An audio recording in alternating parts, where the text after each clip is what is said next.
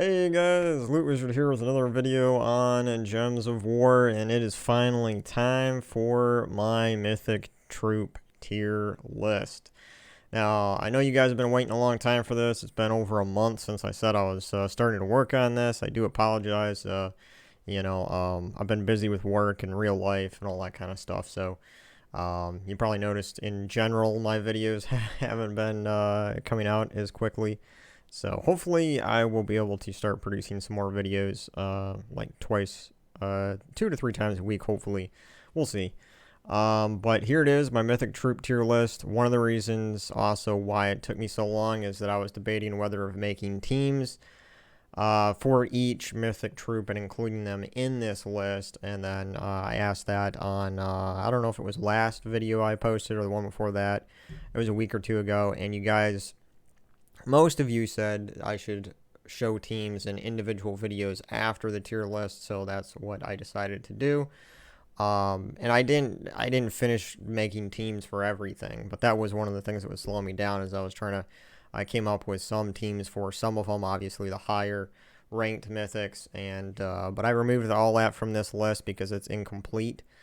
So anyway, without any further ado, let's get right into it. Mythic Troop tier list. We're going to start with the S tier mythics, and I'm using my PowerPoint slideshows as usual for this instead of using the tier list website, just because I wanted to make it, more of mine here.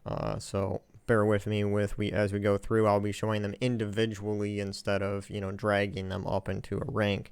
So this is the S tier mythics. And I don't think this is going to be a surprise to many people, is that the High King Irongut troop is one of my top tier mythics for sure, because it has a 100% devour chance if you get its attack over 100, which is very doable. There are certain weapons that will increase the attack. There's other troops that can double attack or, add armor. The current armor that it has to its attack. There's all sorts of troops that can do stuff like that. So it's really great for level 12 explore battles, for level 500 delve battles. Very good also for PvP in most situations. There are a few troops that are immune to devour. No matter how much attack you have, you just won't be able to devour those troops. But if you can devour a few troops in PvP, you will gain a lot of attack plus life and armor. So High King Irongut is still good as long as the entire team isn't immune to devour. Then you're kind of in trouble. So over here on the left side, I put kind of a little list of other mythics that this mythic troop will work well with, or possibly work well with. The Wild Queen it can work good with, because the Wild Queen steals attack damage and gives it to a troop, and if you give it to High King Irongut, obviously that will increase its attack, getting it closer to that 100, so you can get a higher chance of devour. Possessed King is a no-brainer. It is a troop that pretty much will go well with any mythic and legendary in any other troop because of its, once it's fully traded, that is, because of that mana generation it has on its trait. Obsidius can go well with High King Irongut, because Obsidius will, once you have it traded, it'll stun the enemy on 4 or 5 matches, and that way troops that do have immunity to devour, you can actually devour them if they're stunned. So Obsidius will go well with it. Shahbanu Vespera is a great mana generator, so it would go pretty well with that. Mistralus gives you extra turn, enchants everything. Queen Aurora is going to give life and barrier, so that's good. Skadi is a troop that creates an ice storm at the start of every single turn, which will make more blue gems fall down. And High King Irongut uses blue, so those two can go together fairly well. Now, Sycorax is a newer mythic troop, but is also a mana generator, and for that reason, it could go well with King Irongut. Voice of Orpheus is mainly for cleansing. That's why it's at the bottom of the list, because there isn't a whole lot other than that will synergize well with the King Irongut. Ketras the Bull. Some of you might be a little surprised that I've put Ketras the Bull this high. in my list, but I'm doing this for a few reasons, and that is Ketras the Bull its attack damage scales very well. So if you have any kind of support troop that adds attack, life, or armor to Ketras the Bull, it will do more damage. And so Ketras the Bull is viable in level 12 Explorer and in level 500 Delves. Now, you do need some kind of support troop to boost its life, attack, or armor in order for that to happen, but there are plenty of weapons and plenty of troops that can do that. So Ketras the Bull is a very powerful troop if you do have troops like Divinia, which adds life, or if you use a weapon like Shield of Urskaya, just by increasing its armor to 1,000, it's going to do a lot of damage. And the other thing too is that it's a divine troop and it's a Taros troop, and for divine troops, it can start with 40% mana if you include Ishbala, which is a legendary troop, in there in a team with it. It could start with 40% mana. In Taros, there is the Shaman class is a Taros class, and if you fully trait that, it can make Ketras the Bull start with 50% mana. So it has that advantage as well. I just think it's a really great troop. So I'm not going to go down and read the whole list here again. Possessed King. There's a few different troops in here than the one here that I have up for High King Irongut, but not too much that's different. But you kind of get the point. One of the things that's different here is Suna, and the reason that for that in there is that it will. There's a trait on Suna that whenever you match red gems, it will Fairy Fire the enemy, and Fairy Fire will make spell damage do 50% more damage to the enemy. So that's why I'm saying that it could work well with Suna for that reason. Ketras the Bull is a powerful mythic troop, and I think it does belong up here in S tier.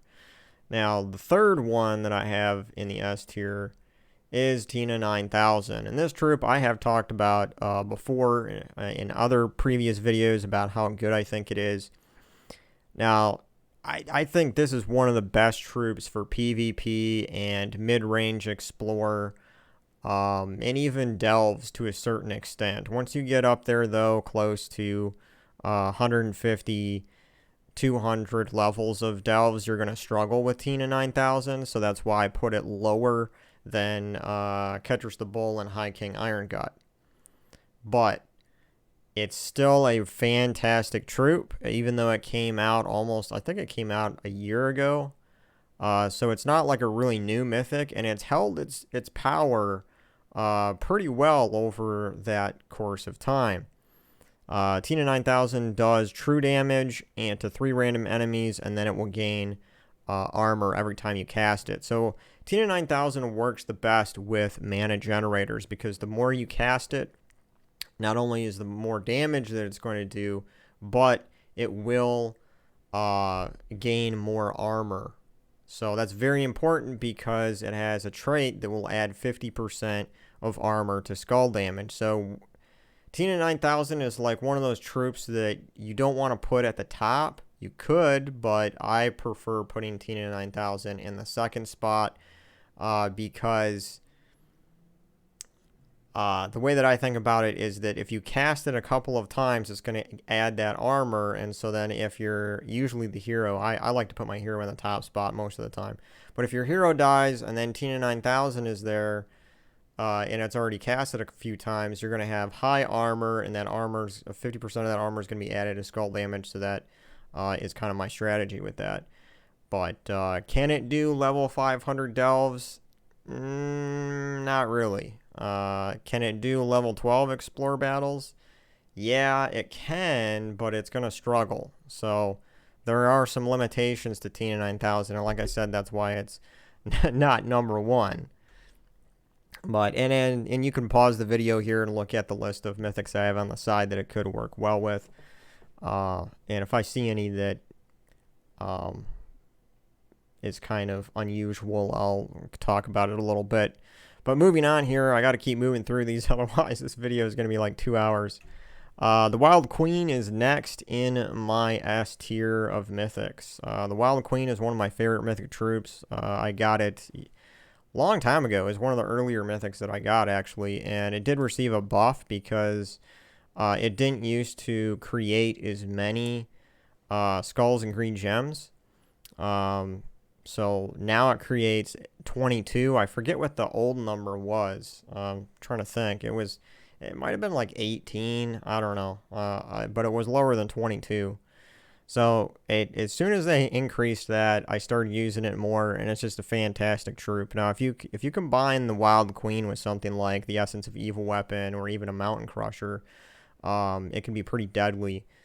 It is elemental and wild folk, so you have two different options for it to start with 50% mana, because you can use Queen Miraji, or you could use the legendary troop for the wild folk, King Selnus, to get it to start with 50% mana.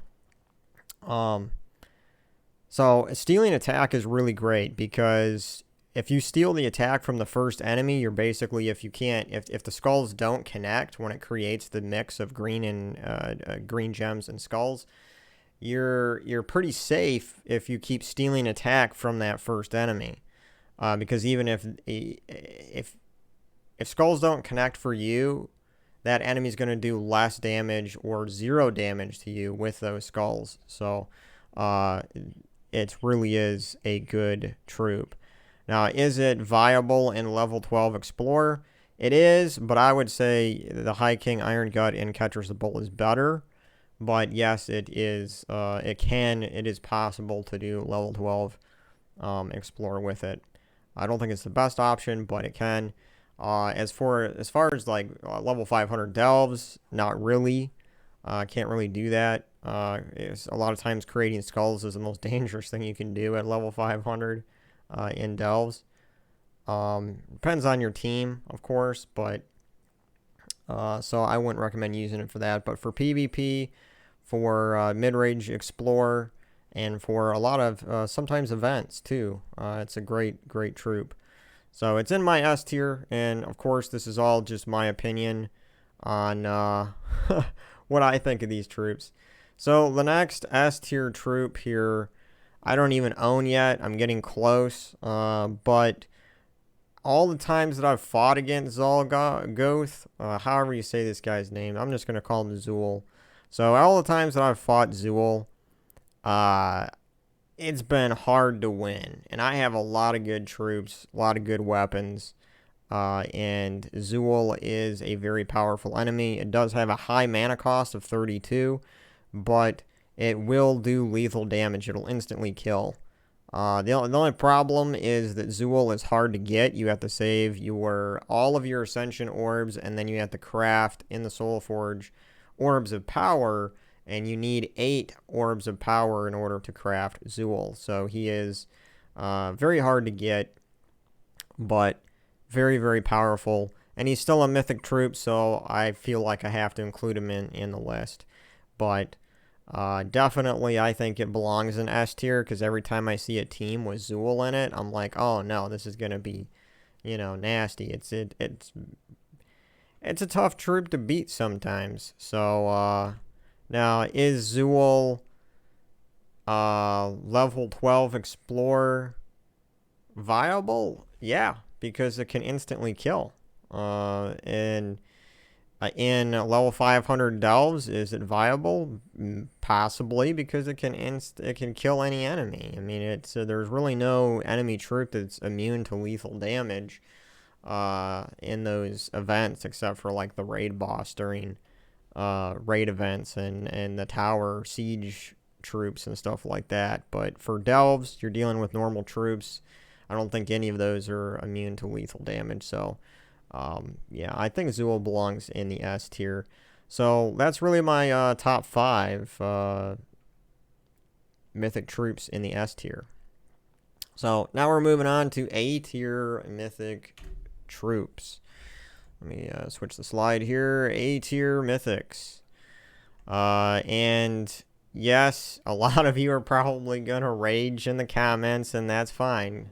This is my favorite, the way that I would order the mythic troops. So the Possessed King did not make it into S tier for me, and I will explain why, even though many of you may disagree with me.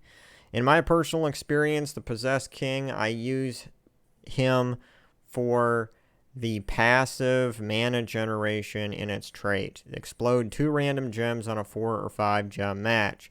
That's mainly why I use the Possessed King.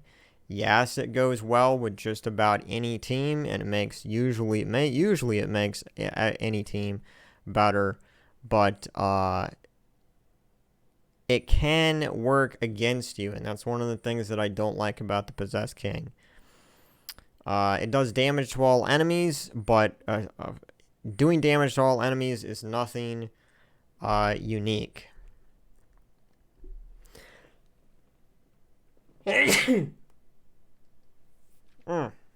Excuse me. Can't control when you sneeze. This is all done, live. I'm not editing this footage, so you're gonna have coughs and sneezes and all that stuff in here probably.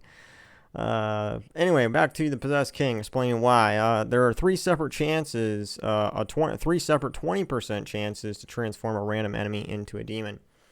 And there are some demon troops that are worse than the troops that you would be fighting in a team. So, for example, Lust is a demon troop. And there's been times where the Possessed King, he's all I have left on my team. And I cast him because he is going to do some damage, and I'm trying to defeat the enemy. And he goes ahead and he transforms some troop that isn't even a damage troop into something like Lust, or even Wrath, because Wrath is a demon too, and then bam, I lose. So it's like the transform a random enemy into a demon is something that I don't really care for, so I usually never cast the spell, the Dark Possession spell, on the Possessed King. I only use it for its mana generation there. And for that reason alone, that's why it's an A tier for me. It's not an S tier mythic, because when I think of S tier mythics, I think about if that was the last troop on my team, could I still win? Could I beat the enemy? And most of the time, I don't think the Possessed King fits into that criteria. It's not. I don't use it for damage. I use it for the mana generation. So now that I talked enough about that, let's move on. The Grey King is also in my A tier list. I really do think that it belongs here in the A tier. I think it's somewhat of an underrated mythic troop. I don't hear a lot of people really talk about how amazing it is. But whenever I get a chance in Guild Wars, I do try to fit it in there because its ability to mana drain, silence, and freeze is amazing. And then also, it's doing true damage to those enemies. It has a way to increase its own magic, because in its trait it says all undead allies gain 2 armor and magic when matching 4 or more gems. So every time you match 4 or more gems, you're gaining 2 magic. So it has a way to increase its damage. Plus, it can generate mana for itself. That's one of the big criteria for me in ranking some of these mythic troops. It will destroy gems of a chosen color. So if you choose blue, brown, or purple, you're going to, if there's nothing blocking it, you're going to, make the next cast much quicker. And it can shut down almost an entire team. If an entire team is using the color yellow, all you'd have to do is destroy that color, and bam, the entire team gets hit with true damage, mana drained, silenced, and frozen. So this troop is really, really good, and I do believe it belongs in the A tier. It's just, it doesn't have enough damage scaling in order for me to put it in S tier, because you can't really use the Grey King to easily defeat level 500 Delves or even level 12 Explorer. So that's my reasoning on that. Now, Obsidius is also A tier for me. Even though it generates mana for itself, it does splash damage, it stuns all enemies, and it reduces damage from skulls by 50%. All that is great. But it's not a troop that you can put in your team and expect to win fairly easy in level 12 Explorer. So I believe this goes in the A tier. So stun is really great, and it's great with other troops like the High King Irongut to just guarantee that you can devour any troop. But that being said, it's just a really good troop that goes with other troops. Then I have the Arachnaean Weaver, and I do really think this belongs in the A tier, and that's because it does true damage, it webs enemies, and it has the potential to explode 15 gems if an enemy dies. And if you have a way to increase that magic, you can use a different troop to increase the magic of this troop, and you'll be able to do higher true damage. But the fact that it's going to hit the last 2 enemies every time, you can use this troop in combination with the life and death weapon, which will also do true damage to the last 2 enemies. So you could use life and death first, and then you could use the Arachnaean Weaver and almost guarantee that you're going to kill that enemy on that first hit, and then you'll kill the 2 enemies, and you'll get an explosion of gems, and that will make the next cast quicker. That's a pretty low mana cost. I think it's the lowest mana cost there is for a mythic troop. It's at 20. But it's got a lot going for it because web, even if you don't kill the enemies, webbing all of them will reduce their magic to 0. So all of their spell damages, all their spell damage will be 0 until they recover from that web. The other great thing about this troop is that in its traits, it's immune to status effects, it's immune to devour, mana burn, but also it has a 75% chance to summon a web spinner when an enemy dies. And the web spinner is a really powerful troop if you have it fully traded, because it will do triple skull damage to webbed enemies, and it webs them when it does skull damage. So really powerful mythic troop here. Moving on, we have Megavore, and this troop is, I think, still belongs in A tier. I was considering putting it in B tier, but it's just, it has a lot going for it that can make it pretty useful in something like even level 12 Explorer. So, for example, it eliminates all armor from all enemies with one cast. And so if you're in a level 12 Explorer, or if you're in level 500 Delves and you use this troop and you cast it once, that's a lot of damage that it does by removing all armor. It also does basically true damage because it's removing the armor, and then it deals 63 damage to an enemy, and that's pretty high damage for it. Then it submerges itself. The other thing is that in its traits, it has a 8% chance to do lethal damage to the last enemy on a 4 or 5 gem match. Now that 8% is pretty low. I don't see it proc a lot for me, but when it does, it's absolutely beautiful.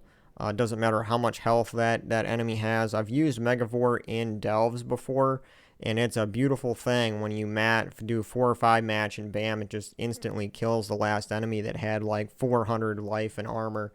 So I believe Megavore still deserves an A tier spot. Now, Scorpius. Wonderful Scorpius. So I think Scorpius does belong in the A tier because it can do lethal damage. It can't do it on its own, but it requires the enemy to be poisoned. So there's one thing that's kind of goofy about its traits. Okay, so it says it poisons enemies when doing skull damage, but it only does damage to the last 2 enemies. So if you have 3 or more enemies alive, that poison that it does to skull damage is absolutely useless. So you need another troop. There's another mythic troop called Euryali, which will poison all enemies on a 4 or 5 match.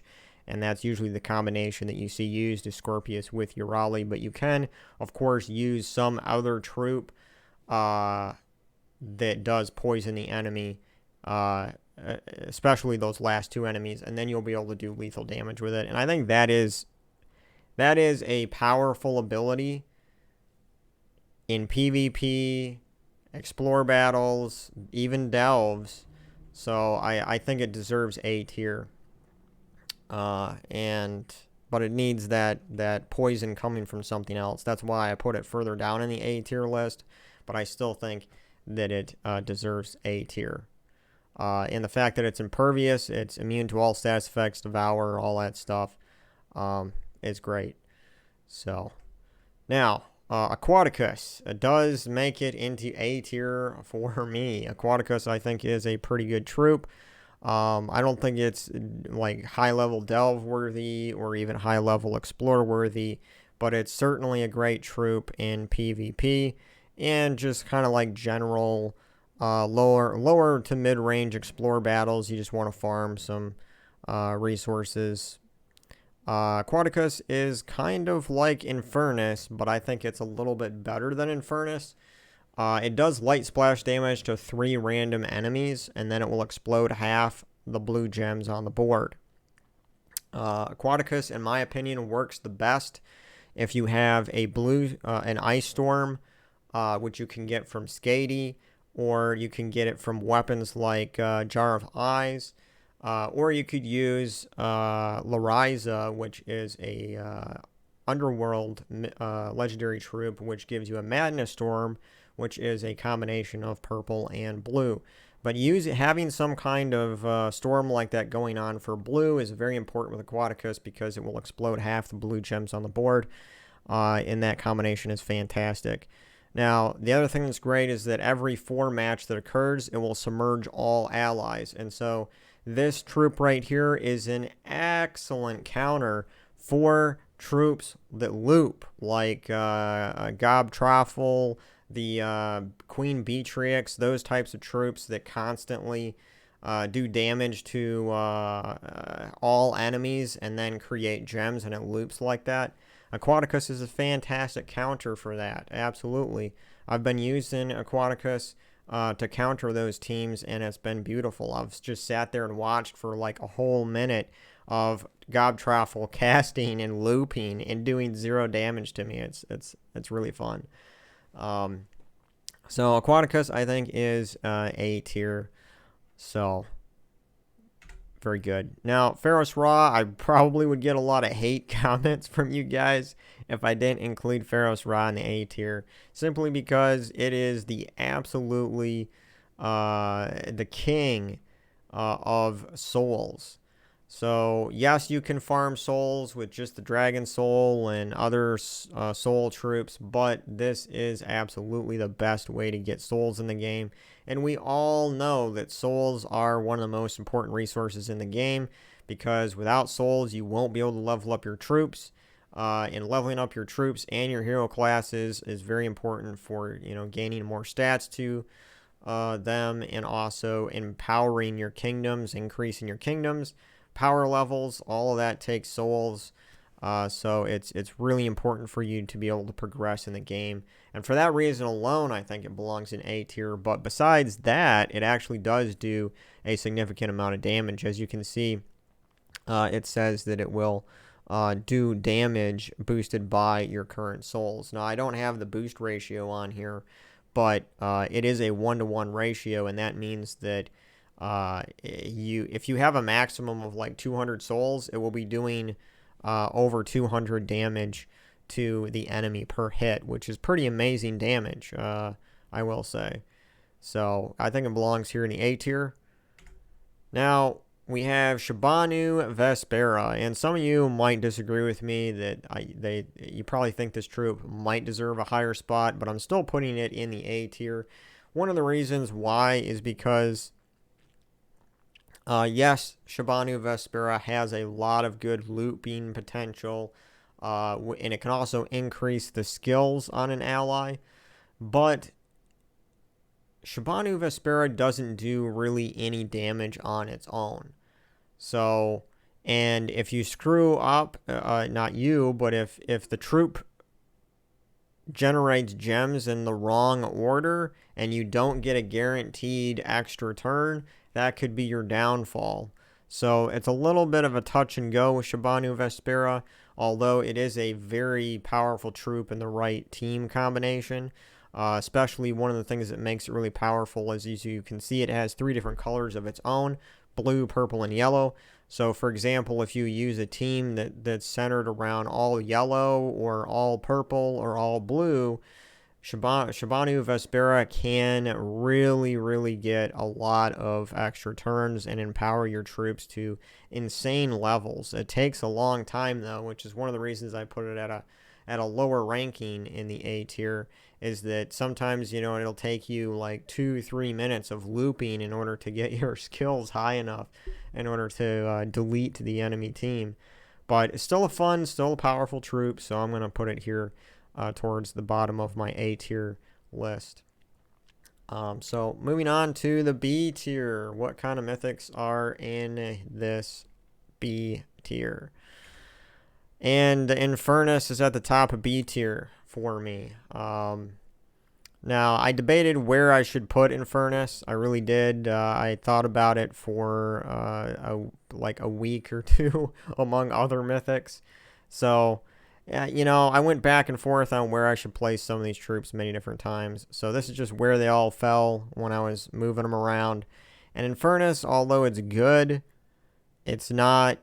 I don't think it's as good as Aquaticus is, and Infernus used to be one of the most, you gotta craft this troop. It used to be one of the best.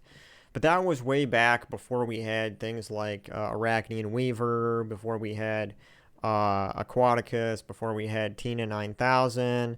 We didn't have, in High King Irongut, we didn't have that then. So way back in the earlier days of Gems of War, Infernus was like the top dog, and you had to craft them. Now, not so much. It does do splash damage to 2 random enemies, and then it explodes 5 random gems.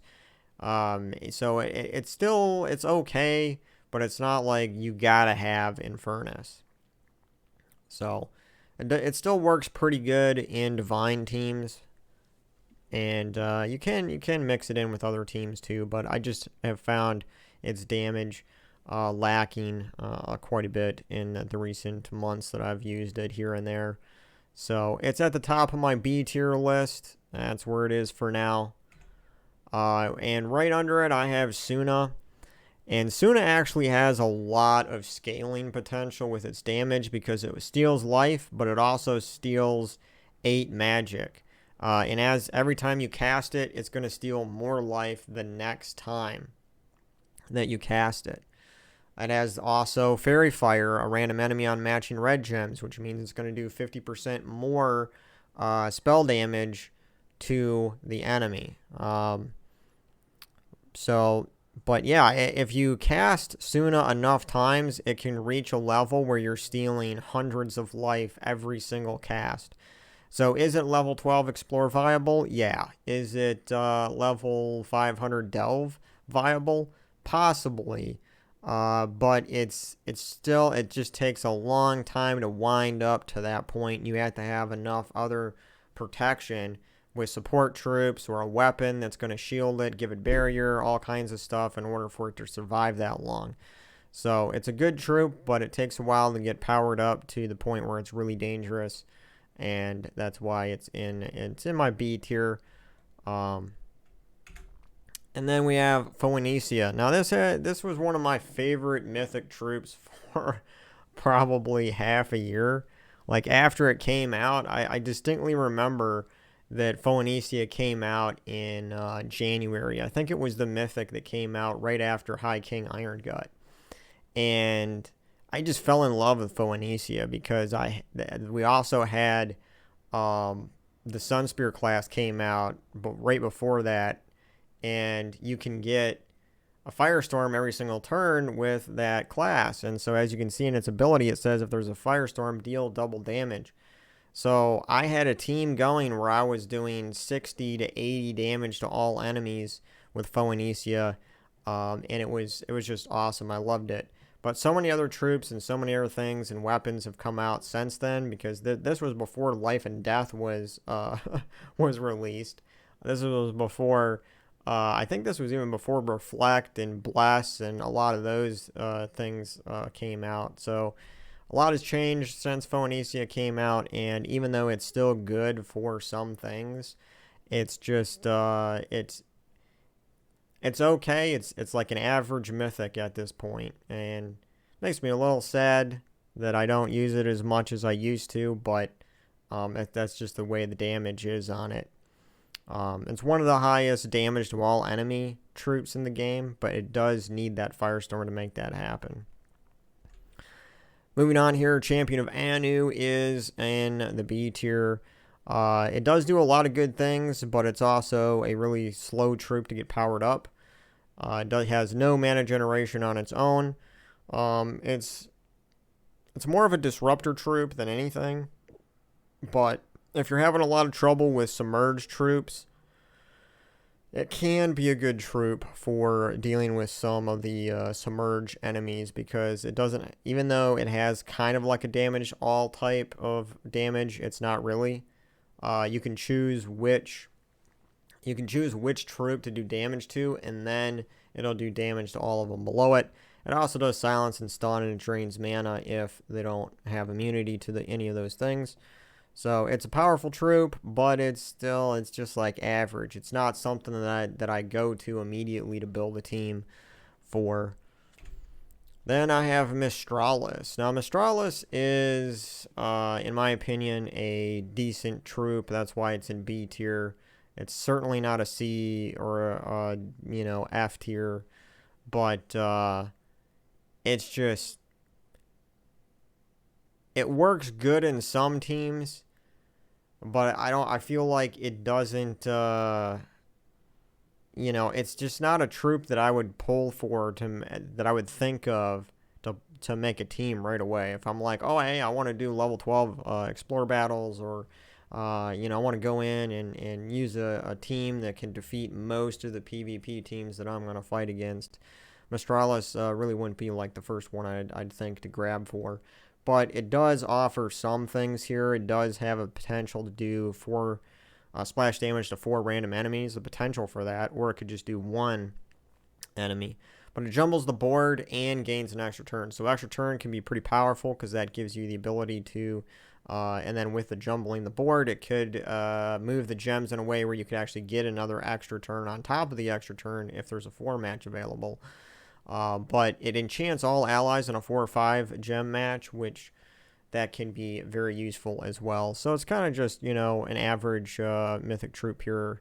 And that's really what the B tier is for me, is like your average mythic that can go well with other troops, but by itself is really not like insanely amazing. Now we have Elemaugrim, and Elemaugrim is a dragon troop. It does damage to all enemies, creates 8 purple gems, and it also decrease all enemies' attack by 4 on a 4 or 5 gem match. So I have used Elemaugrim here and there, but it's not one of those troops that I'm just like absolutely blown away with. So one of the things with this troop I'll say is that I think it works the best if you have a purple storm going.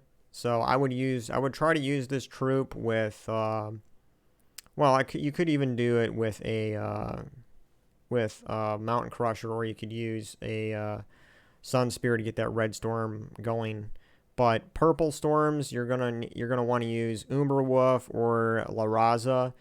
And the reason why I'm talking about storms with this troop is because in its trait it says it will decrease all enemies' attack by 4 on a 4 or 5 gem match. So if you have a storm going, and the reason why I'm saying purple specifically is because it creates 8 purple gems. So if you have a purple storm going, and then it creates purple gems on top of that, your chances of increasing, that chance of getting that 4 or 5 match is higher, and that will decrease the attack by 4 on all your enemies. So it's very useful for that, but beyond that, I really don't use Elemaugrim too much.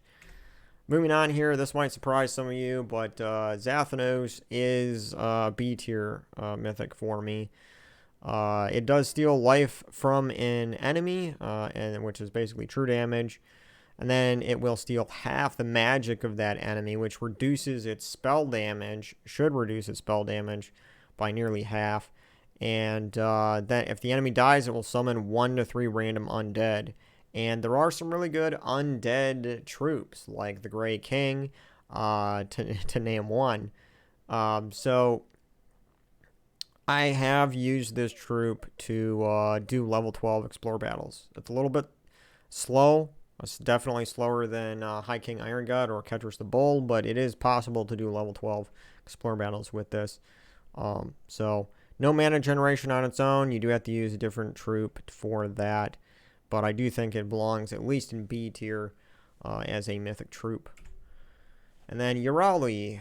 Euryali is an amazing troop with Scorpius.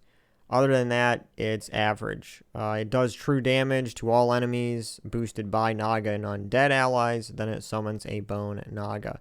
So this troop is best used lower to like the second to the last position in your team, simply because if the first ally dies, you want this one lower so that when it summons a Bone Naga, it will go in that top spot. But the poison all enemies on a 4-5 gem match, that right there alone makes it worth being in B tier, because if you put this in a team with Scorpius, you can do lethal damage to enemies with that combination. So Euryali is in B tier for me. Moving on here, we have the Champion of Gaard, and this troop is one of the best defense troops in the game. If I was ranking on Mythics based on just defense troops, this would probably be in the top 3, top 5 Mythic troops for defense. Not only does it reduce damage from spells by 50%, but it reduces damage from skulls by 60%.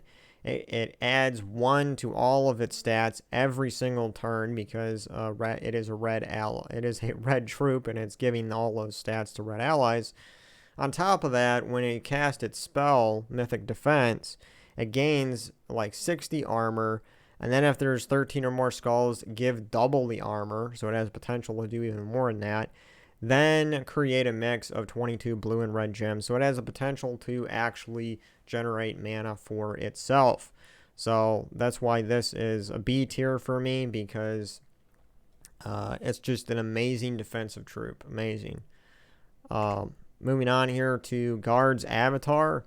This troop is B tier because it's still useful in some cases. It can do quite a bit of damage if you can boost its armor up there high enough.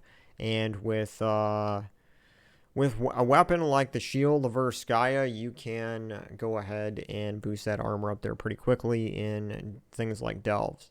Now, once you get the armor up there to 1,000, and that is the maximum amount of armor that you can have, then the damage is limited to 500. That's it. So it's not, so it'll do 500 to all enemies. That's the max damage that it can do, which is still significant. It still is possible to use this troop to do, some of those delve battles, but you do need another troop to help it along with getting another troop or a weapon to get that armor high enough. That's how you can increase its damage. So B tier mythic for me. King Bloodwood. This is another B tier mythic. It does heavy splash damage to an enemy boosted by entangled and bleeding enemies. Then it will steal 10 life from all enemies. Its traits: it will entangle and inflict bleed on random enemies when matching 4 or more gems. So it can be powerful, especially like if you're mid-range, like if you're a level like 700-800 player and you have King Bloodwood, it can be pretty powerful for you. Once you get up there higher and you get all your kingdoms leveled up as high as they can go and all that, and you get better mythic troops, you probably will find yourself not using this troop as much. And that's why it's here in B tier, because it's average. It'll work good in at certain levels of the game and in certain situations, but it's just not fantastic. Queen Aurora. It is a really great support troop, but other than that, it doesn't have anything going for it as far as damage goes. So you're kind of stuck with, if this is the last troop on your team, it's going to be a long battle, because the only way that it could do damage is with connecting skulls, and it doesn't have a way to create skulls, so you have to rely on the mercy of chance of skulls coming down on the board so you can connect them. So its main purpose is as a support troop. It will give all allies barrier in life. It creates 10 gems of a chosen color. Now, that sounds all fantastic, right? But there's one thing that I wish the developers would have done with this troop that could have made it a lot better, and that is it should give all allies barrier, not all other allies barrier. I cannot tell you how frustrated I have been sometimes using this in my team, and then the enemy troops target Queen Aurora, which does not give barrier to itself. So, it'll give barrier to all the other troops. And life to all the other troops. And then it remains weak and vulnerable so that the enemy can attack it and kill it. And then, it's... So anyway, it's a good troop for, some mana generation, giving other troops barrier, but it does leave itself open and vulnerable. The other thing to mention is the last trait. You should trait this if you're going to use it a lot for support, because Rainbow Link is amazing. It'll give you a bonus to every single mana color in the game. The Worldbreaker. It's a very high mana cost troop for what it does. It deals 31 damage to all enemies. It does explode the board, so it does have that. Then in its traits, it does have a way to gain 5 to a random skill on 4 or 5 gems. This troop would rank a little bit higher in this list for me if the gain 5 was to magic and not to a random skill. Because a random skill could be attack, it could be armor, it could be life. You have basically a fourth of the chance for it to increase its magic damage to all enemies on those 4 or 5 gem matches. Excuse me. So, it's still a fun troop to use in like a full dragon team, and you have like a way to generate mana for it to get it powered up. Obviously, it takes that because it's 30 mana cost, and there is no way for dragons to start with half mana, so you are stuck with getting that full 30 mana up. So that's why it's in B tier, because if you can get it looping, it does a lot of damage. Other than that, though, you have things like Phoencia, which, like I said, under the right conditions, it can do something like 60 to 80 damage to all enemies in a single cast, which is going to be way more than this. The only thing that this has going for it is that it's going to explode 18 gems on the board, which is pretty much the entire board. So you're going to guarantee that that 30 mana cost is going to... you're going to get at least half of that back, probably, if there isn't too much block in the mana color. So, kind of towards the lower part of the B tier list for me. Then we have Tian Yi, which isn't a horrible troop either, but it's just kind of one of those troops that you're like, there's much better troops I can go for to build a team. And but what it does here is it does heavy splash damage to an enemy. It stuns all the affected enemies. It deals double damage if your attack is greater. Then it will summon 1 to 3 monkey disciples if there's room for them. In its traits, it will steal 2 magic from the first enemy at the start of every turn, which that is good because you're going to increase your damage then. If 10 turns go by, you will have increased your magic from that 36 over there. You'll add 20 magic to it, so it'll be doing 56 damage instead of 36. So that is significant, right? But what really is the kicker here is that it says if your attack is greater than the enemy that you select, you will deal double damage, which that's potentially what you want to be doing every single time you cast it.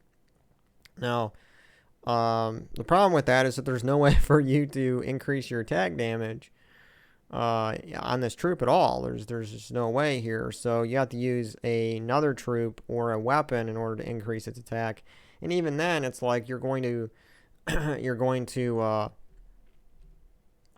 be wasting that attack almost, because if this isn't in the first spot, then what good is the attack damage? So it's kind of an odd troop, but it's not absolutely trash, so that's why it's here in B tier. Ubastet. Ubastet is a very interesting troop because it does have the ability to do lethal damage, and at one point in the history of my Gems of War gameplay, like a year ago, I probably would have ranked Ubastet much higher than this because I used him quite often to do lethal damage to enemies. So, I mean, it does still have the potential to do lethal damage in level 12 Explorer and things like that, but it's really kind of an odd troop because it does damage boosted by all ally and enemy attack. If one of the enemies dies when it does its attack, then it will instantly kill the other one. Now, the issue with this is that it has diminishing returns on its attack damage, because the more enemies that die, the less damage it's going to do, which means you have less of a chance the second time to actually kill the enemy. So, that's kind of what I think about Ubastet. It's still useful in some cases if you build the right team around it. So it's here in B tier. And then I know some of you probably will wonder what I'm doing here with Yasmine's Chosen. Why is it so far down on the list here?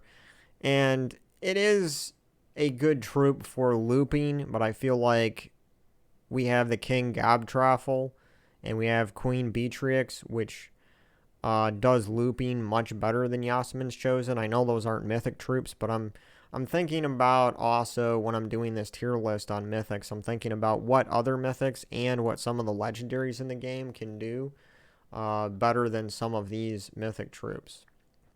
And scatter damage isn't really that great. Even though it's boosted by entangled enemies, it's still not going to do a lot of damage to the enemy.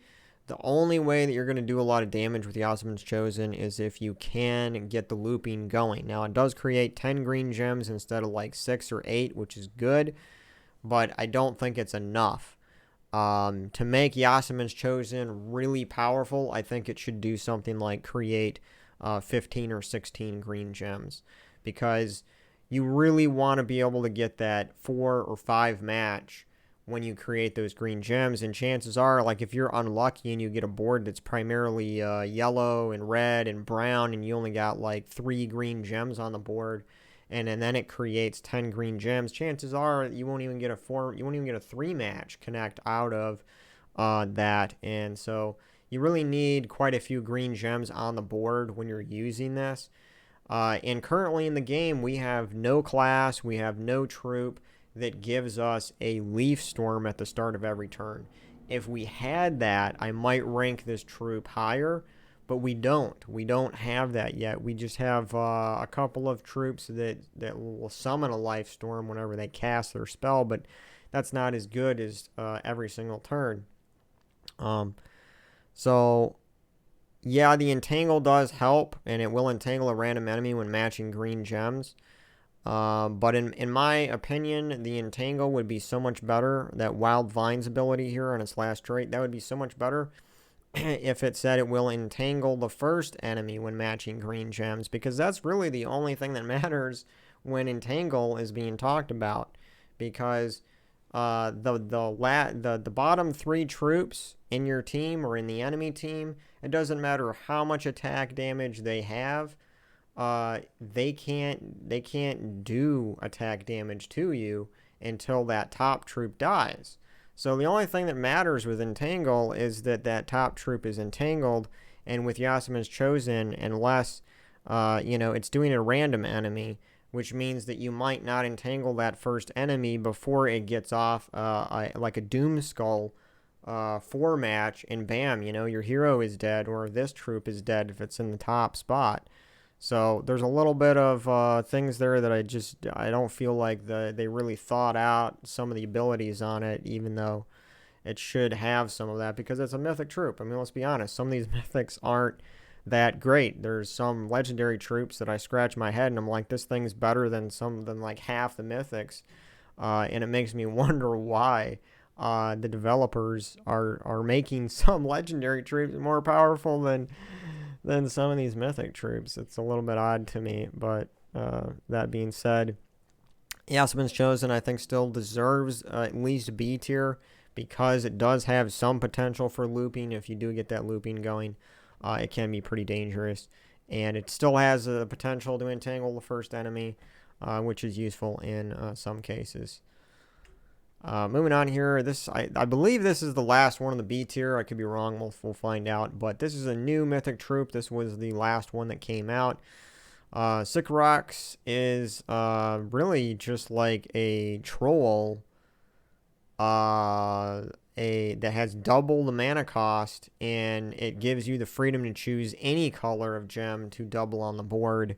It also gives life to all allies of that color, so that's a little bonus. But other than that, I mean, I really haven't found myself using it much. I'm like, why not just use a troll? And if I use the Titan class with a troll, you can get the trolls to start with 50% mana, which means they only need like 6 mana to get started.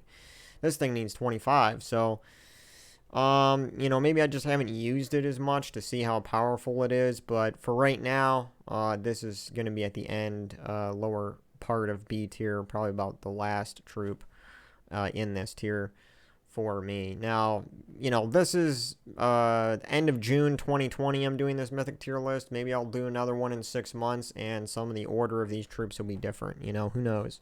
But for now, this is where that is. And I was wrong. There is another one here in B tier list. Draakulis does steal life from all enemies, but that's about all it does. I mean, I like that it steals life and it doesn't just do true damage to all enemies. But it doesn't have like any amazing things here. Like, one of the things that could have improved Draakulis, in my opinion, now it says gain 8 life when you deal skull damage, but instead of that, the King's Will there, instead of that, what I would have done to make this troop better, and it wouldn't have been like overpowered, but to make it better, maybe bump it closer to A tier for me, is I would have changed that ability and made it so that, let's say 50% of your life is added to your skull damage. So since it's stealing life from all enemies, which means if you cast it a couple of times, it's going to get up there to 100, 200 life, and then like 50% of that life would be added to skull damage. Kind of a similar situation with Tina 9000 with its armor that it's gaining. That's what I would have done with it, and I think that would have made it a little bit higher in the list. It wouldn't have made it like overpowered, but I think that would be better than gain 8 life when you deal skull damage. So this is at the bottom of B tier for me. And moving on to C tier, and after this, we have like F tier. I think I skipped over D tier completely, so I don't know. It's just the way I thought about it. But so I think we're over halfway through, and I'm about an hour into this video. So to all of you that made it this far, I love you guys. I mean, it's just like I don't know how you guys sit there and listen to me ramble on about this stuff for like over an hour. It's crazy. Anyway, C tier mythics. Mother of Darkness. I'm going to put here at the top of C tier. It does true damage to an enemy and the enemy below them, boosted by purple gems. Now, obviously, you can only have so many purple gems on the board, and the boost ratio was 1-to-1. So if you have 20 purple gems on the board, you're going to do an extra 20 damage, so it would do 50 instead of 30. It does inflict bleed on all enemies when you match 4 or more gems. Bleed does like passive true damage to the enemy every single turn. So bleed is okay, but it's not like amazing. Now some of these troops like this might become really powerful in the future. Like if they give us a new mythic troop that does lethal damage on bleeding enemies, like Scorpius does lethal damage on poisoned enemies, then a troop like this might be really, really powerful. So, but for now, this is where it goes, right here at C tier. Then we have Queen of Sin, is also here in C. It deals true damage to the first 2 enemies, then it summons Wrath or Lust, and then it blesses all demon allies. It's an okay mythic troop, but I've used it, and I've just never been impressed by it for whatever reason. True damage to the first 2 enemies. I think it would see more usefulness if it did true damage to the last 2 enemies, because then you could use it in combination with Life and Death or with Arachnaean Weaver. because those are two things that do true damage to the last two enemies. There isn't very many troops or weapons that do true damage to the first two enemies, so that's one of the things that's a downside of this troop. Lust isn't really that great. It would be better for me if it just summoned Wrath. So it's C tier. Skadi, I had to put it C tier because the only thing that I've ever used Skadi for is to create that Ice Storm.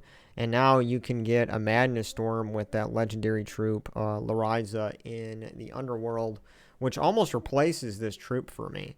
So Skadi's down here in C tier. Still useful, because Queen Mab is still pretty powerful too, and it can summon that. But, yeah, it's going here in B. Not B, in C tier. Will of Nysha. Will of Nysha is also here in C tier just because it's, even though it has potential to steal magic, it's stealing 3 magic from all enemies, which if there's only like 2 enemies left on the team by the time you cast it, that's only stealing 6 magic. It doesn't really have a crazy potential for lots and lots of damage. And there's troops, there's legendary troops, and there's non-legendary troops below that rarity, which can do about the same damage to all enemies that this troop can do for a much less mana cost. So this thing is in C tier for me.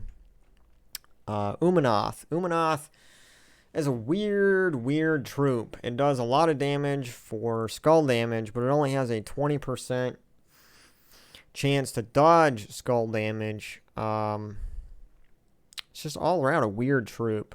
Really is. Like, the only spot that you really want to put this troop in is at the top of your team, and it's pretty vulnerable.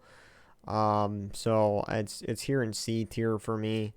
Nothing really amazing about this troop. Jotnar Stormshield also in C tier because it does true damage, but it's boosted by barriered allies, giant allies. One thing it's good for is giving a random ally barrier on 4 or 5 gem matches. But, you know, it's like, if you have the choice of adding in a second troop in your team that's going to do massive damage, like Tina 9000, or you're like, hey, I want to have the potential to barrier my allies on a 4 or 5 gem match and do a little bit of true damage, we'll throw Jotnar in there. Like, there's not very many situations where I would put Jotnar Stormshield in my team over something like Tina 9000 or even Obsidius or Aquaticus or something like that. So C tier for me. Vash'Dagon is another C tier. It's a very weird mythic troop. It devours an ally, not an enemy troop. So that's really weird. Then it deals true scatter damage boosted by its life, and the boost ratio really sucks. So it's a 3-to-1 ratio. And I put the little boost ratio there because I want to just explain how weird this troop is and why they did it this way. I have no idea. So it's bad enough that it's devouring your own ally troop, right? But then it's going to do true scatter damage boosted by your own life. Now, it's a 3-to-1 ratio, which means the maximum damage that you can do with this troop is around 300-ish damage, because a third of 1,000. 1,000 life is the highest life you can go, and believe me, it's going to take you a long time to when you keep devouring your allies, it's going to take a long time to get your life up to 1,000 unless you have another troop or weapon in your team that actually boosts its life up that high without it devouring an ally. So I don't know why they did that. They could have done a 2-to-1 ratio and it would have been a little better, but I think even with a 1-to-1 ratio, it wouldn't have been like, oh my god, it's like it's a freaking Zuul killer. It's a A tier, S tier mythic. Like, even at a 1-1 ratio, it would be much better, but it still wouldn't be super amazing. So I don't know why they did that. It feels like it came out of, it came into the game nerfed already. That's the way it feels to me. Now, there is a team that I did build for it that does work okay in PvP. and in lower level explorers, like mid-range explorers actually. But it's slow and it's weird, and you need really I'll just tell you here, the Great Maw is one of the troops that I used to build a team for this mythic troop, because the Great Maw is a guaranteed devour. So what I would do is I would devour a troop with the Great Maw, usually the hero if I could, if it wasn't immune to devour, and then I would devour the Great Maw with Vash'Dagon, and then it would have more life, which means when I cast Vash, it would do more damage.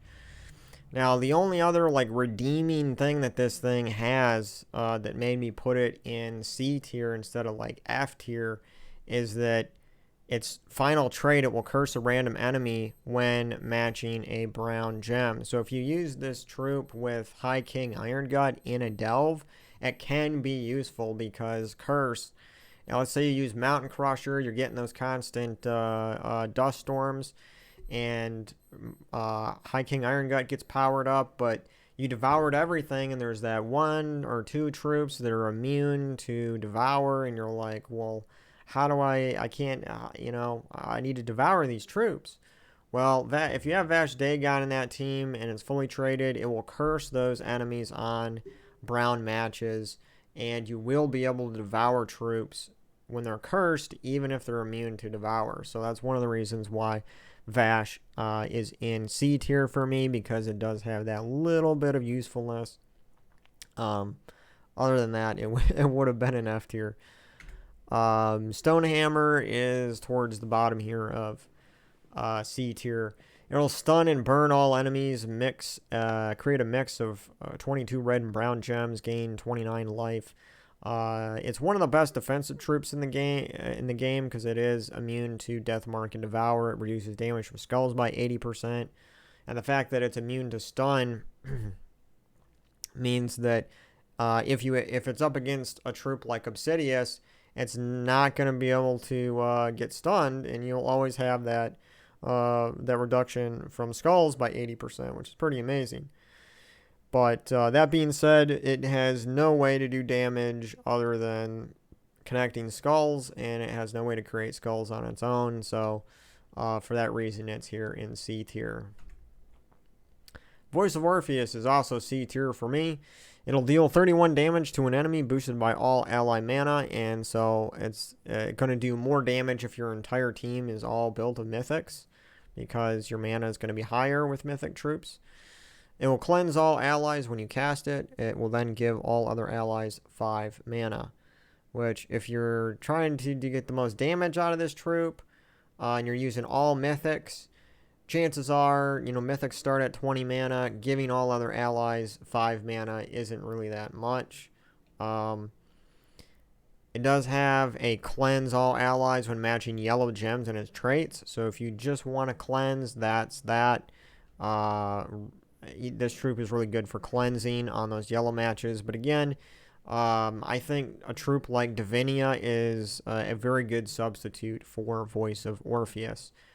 Because Divinia will cleanse all allies when you cast it. It will generate mana for all allies, more than the 5, because it'll explode all red gems on the board. And Divinia will also give all allies life. So when I match up Divinia against Voice of Orpheus, I think Divinia is probably the more useful. I would probably use Divinia in more cases than I would Voice of Orpheus. So C tier for me because it is still somewhat relevant, useful, but it does have share 2 of the same colors with Divinia, so that's even more of a comparison. Moving on here, I believe this is the last troop I have for C tier, and then we go on to the very bottom trash tier of troops. So, Zillopochtli here, I thought this troop was going to be better than it ended up being, but it's just not that great of a troop unless you are lucky at a low level and you get this mythic troop, and you're also able to trade it. So it will deal 32 damage to an enemy boosted by purple gems. If there is a storm, deal double damage. If the enemy dies, create 12 skulls. So You know, yeah, you can create a storm, you can do double damage, but it's still not, it's just not great. Really is not great. Now, what I was saying a moment ago refers more to its trait, because it will deal 12 damage to a random enemy when matching yellow gems. Which is also kind of weird, because yellow is not a color that Zuul'Goth uses. And it says if you have a storm and it's boosted by purple gems. So it's kind of odd to me that the developers chose yellow gems in that trait instead of purple gems, because its damage is boosted in its ability by purple gems. So why wouldn't you want to have a dark storm going for purple gems, and then you want to match yellow gems to get this passive 12 damage? It doesn't really make sense to me. So but that passive damage can be useful to lower level players. Like if you're like level 300-400 and you get lucky enough to get this, and you get lucky enough on top of that to be able to fully trade it, it might be useful to you to use it for that 12 damage, because when you're that low level, a lot of the enemies have less life, and that 12 damage to enemies on yellow gems will be more significant. But it's bottom of C tier for me, because it's just not that great. So we skip over. This is the finale. We made it. Hour and 10 minutes, guys. This is sorry. I was gonna try to fit this into an hour, but you know, there's like 52 or 53 mythics. It's just not possible with how I want to talk about stuff. You know, reasoning of why I ranked them there. So we're skipping right over D tier, and we're going right to F tier, and these are basically the junk mythics that I just don't think are worth crafting unless you're collecting them all, or you know, if you get these, if you're in your keys, I'm sorry. It's just, you know. So Abyssinia is F tier for me, because it explodes all gems of a chosen color, but you have things like Arachnaean, which can start with 50% mana, which means you only need 7 mana for it, and it basically can do the same exact thing except for the summoning an Infernal King. You also have Gorgotha, which has a 15 mana cost, which is lower than this, and it'll basically explode the entire board. So there's lots and lots of other mana generators out there that will do a much better job than this troop.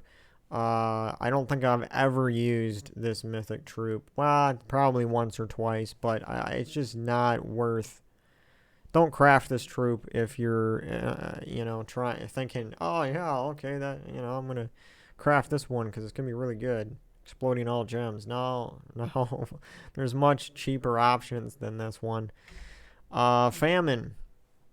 Drain mana from all enemies. Deal damage to an enemy boosted by mana drained. There's quite a few troops now in the game that do have immunity to mana drain, and so that makes this troop really useless. It's okay in some battles, but it's a 24 mana cost.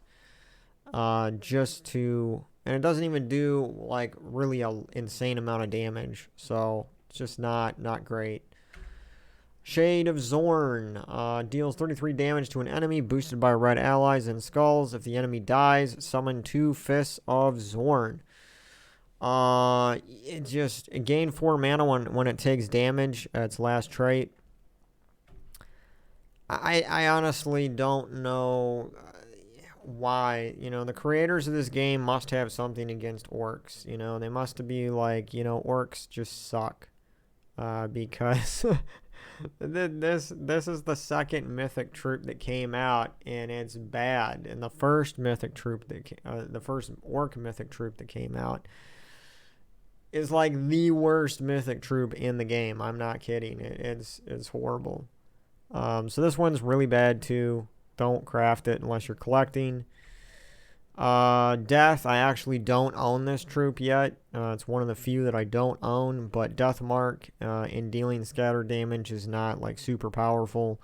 You can Death Mark troops with Life and Death weapon. You can Death Mark them with, there's like a common troop, I think, that Death Marks enemies. So stealing 2 life from the first enemy at the start of every turn. 2 life is nothing. Once you get especially now that we have medals. I mean, think about it. Now we have medals. You can give all of your troops 3 times 8 life. Like, when you have stuff like that, once in the game now, stealing 2 life from the first enemy at the start of each turn is like nothing. It's ridiculous how low that is. So, also here we have Doomclaw. I can't really speak from personal experience because this is one of the few I don't own as well. But it's just has separate 25% chances to devour the next enemy above and below the one you hit. But that's a pretty low chance. 25% chance is not that great. A lot of times it just doesn't. I've fought against Doomclaw a lot of times, and I think there's only one time that I can remember where it devoured one of my troops. So, just not a great troop, especially when we have High King Irongut in the game. Plague, not really that great either. Eliminates 22 points of a random skill from all enemies that poison and disease them. It's just not that great. Eliminating points from a random skill. Again, those 22 points could be life, could be armor, could be attack, could be magic. It's all random. You got a 1 in 4 chance to hit one of those. It's not really a consistent damage type, so that kind of sucks. And so it's in the trash tier of F. Wolfgarrick, I don't own this one either yet, but I think I'm pretty safe in saying that this troop sucks too. It has a chance to devour if an enemy dies, but you gotta like somehow make sure that you can kill an enemy with this troop when you cast it. So, and the damage isn't that high, and there's really no way to really boost it up there, really high easily. And War Gear allies, it says that his damage is boosted by that, but War Gear, we don't even have a class for that, which is just weird to me. I think we should have had a class for every single troop type. It's just bizarre that we have like 2 different human classes. I think there's like one where we have like 3 that's like the same type of troop type, but human we have 2, giant we have 2. I mean, there's a lot of, I think like Fae we have 2. So I don't know why they didn't do that, but anyway, this troop is an F tier for me.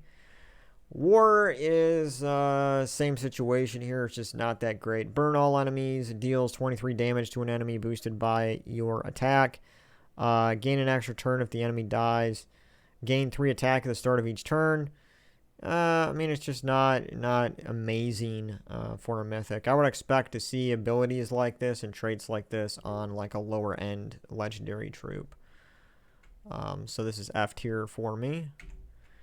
And Undine, however you want to pronounce this guy's name, I just have not been really amazed by this troop. So it's going in F tier for me. It does damage to an enemy in the next one below it, boosted by merfolk and submerged allies. It submerges blue allies. It silences blue enemies. It will submerge itself at the start of every turn. I think Aquaticus is just so much better than this troop. And it's from the same kingdom. So F tier for me. And then we have Fallen Valdis. And this troop I don't own either, but it sounds really horrible.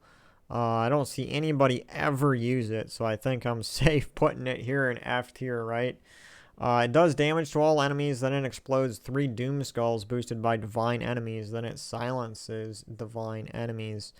It's just like, there are legendary troops and non-legendary troops that can get pretty close to doing 30 damage to all enemies.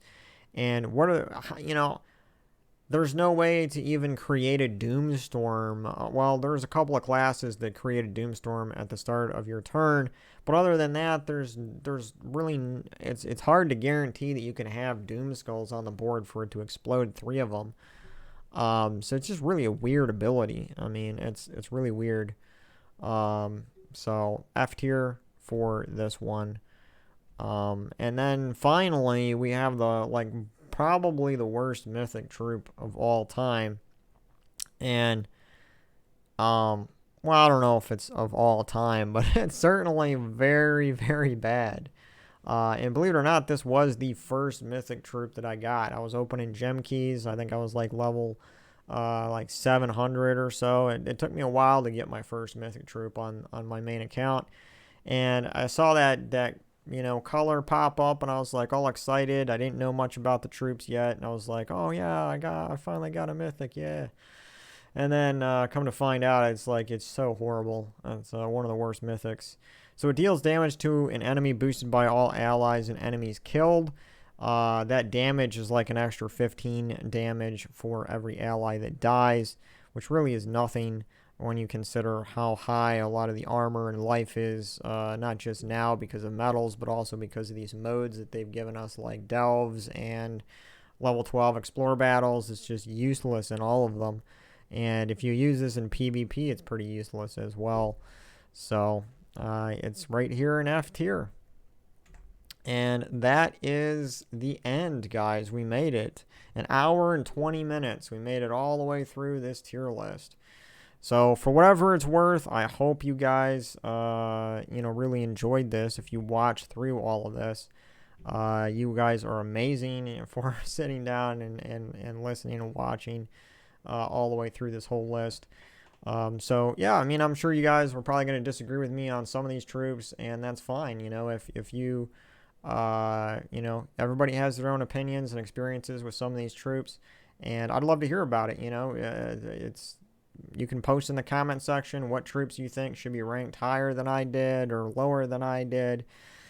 Post that in there, because it's not just for me. I might be able to learn a few things too about troops that, how they work with other troops maybe.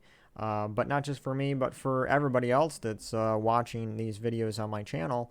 They can come down and they can read the comments and they can see what you said about those troops, and maybe that'll help them out as well. So I'm going to end it here, and I will catch you guys on the next video. Later.